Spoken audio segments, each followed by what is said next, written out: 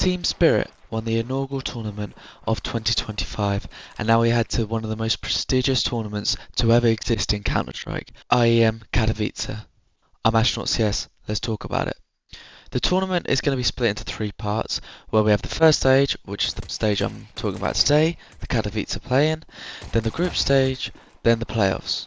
It's a 24-team tournament where the top 8 teams on the VRS go through to the group stage, then teams ranked 9 to 24 all start in the play-in. Then the play-in is a double elimination bracket where you need to win 2 best of 3s to get through to the group stage. From there we move into 2 separate groups where it's also double elimination. The slight difference here is that the 2 teams that go 2-0 then go to the upper final and play for seeding for the playoffs, and winning that match puts you straight to the semis, but losing then the lower bracket, they fight for the 3rd place spot in the group to also make it to the quarters. So here are the opening matchups. We have 3D Max take on FlyQuest, Pain take on Virtus Pro, Astralis take on MIBR, Saw take on Game Legion, Wildcard be challenged by Big, Imperial Female take on Furia, Liquid play Heroic, and Complexity play Eternal Fire. I'm not going to do a prediction for all the matches, as that's just going to be a bit unrealistic, because I'll only be able to really talk about the initial ones and then do a guess, but I'm going to select the teams that I think will make it to the next stage, and so this is going to be a mix of my predictions and also probably the teams that probably should go through. Starting off with the 2 teams I think were the most impressive in the opening tournament Blast Bounty, with Eternal Fire and Pain. Eternal Fire made it to the final and beat some really strong teams on their way there, so their change to bring in Jota seems to have paid off straight away. This could just be a honeymoon period, but we'll see how long they can ride it for. I think that in theory they should become a much more solid competitor in the top 8. Also, you could say the same for Pain, as they also had a very impressive showing and were very close to beating Na'Vi. Their new addition of David Deus seems to have brought such a strong firepower upgrade. However, there are a few question marks for this team to see if they can really go deep into tournaments to become a top 10 side, and also I have a personal question with NQZ, is he good enough for where this lineup want to be?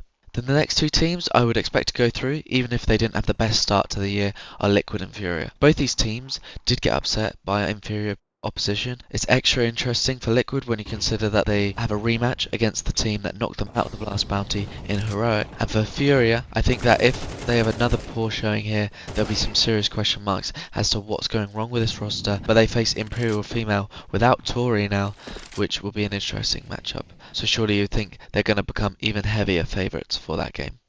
Talking about Heroic, I do think they will get through this stage. The quality they showed was impressive, and it was disappointing to see them be forced to use a sub in the studio portion of their Blast debut, as I wanted to see if they can continue their highs. And they still have the question mark of, can they do it on LAN? You know, this is a huge step up, and we saw that the Sangao core did struggle in the major. Another side with changes that I think look like they have good potential is the new VP roster.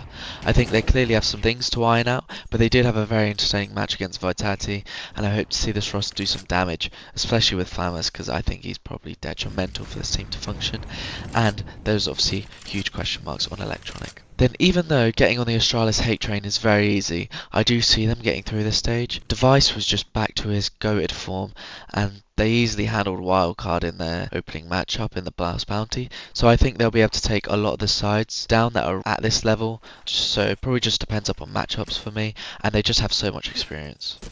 Then my final pick is going to be a bit rogue, but I'm going to support my fellow Brit and put Game Legion through. I also want them to get through so they can play Mouse, and hopefully we get to see PR take down his old lineup and get revenge for the Polish fans since they dropped Shue just before this tournament. And it'd be nice to see them get through to the next stage and play some bigger teams.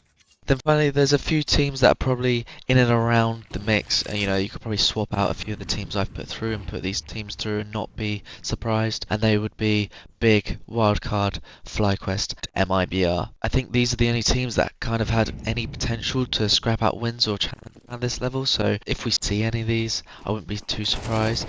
But the rest of the teams that I haven't mentioned, I think they could win games, but I think they're a lot weaker in comparison to a lot of the sides that I've mentioned. So unless one of these sides completely flips their form or just absolutely pops off, I just don't see them competing. Then finally, here's my fantasy team for the play-in. I've never done one of these before, so I'm just kind of just rolling the dice, but I'm hoping I can just get some points really. I'm hoping most of my thoughts come true as I've kind of doubled down. So here's to hoping all the players in my fantasy team perform. And I think these are just players that are quite exciting on their teams. Not all of them, obviously, because I've just had to put Dexter in because I had no money. But I do think he still has, potential to have a pop-off game here and there. So if you have a fantasy team, let me know who you've gone for, and I'll check back and see how I do it at the end of it. But that's a wrap for today's video. If you enjoyed, like and subscribe. I'll be covering the group stage when it comes round to it as well, so keep an eye out for that. Also, let me know your thoughts on who you think is going to get through, and do you think any of these teams have any potential to go further into the tournament, not just get through to the next stage? Thank you for watching.